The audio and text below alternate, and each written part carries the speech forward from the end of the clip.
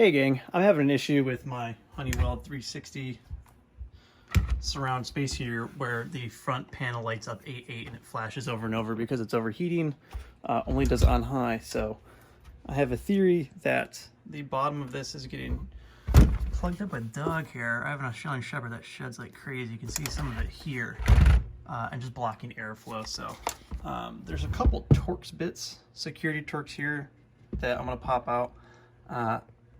And we'll see it's in there. So hopefully we can resolve this. So I just popped this open.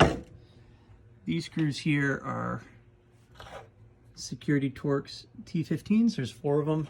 And then all you have to do is just pop these 2 little latches on the bottom on the side here. And you can see I've got a fair amount of buildup in here. So I mean that's all jammed up with dust and dog here. So let's vacuum that all out and clean it up. All right, we are all cleaned up. You can see all the heating element, got all the dust and stuff off there. This is much better. So let's fire it up. We are back in business. She's working good. So I'll put what I used in the description. Hope you have as good as luck as I did. And good luck on keeping your space heater going.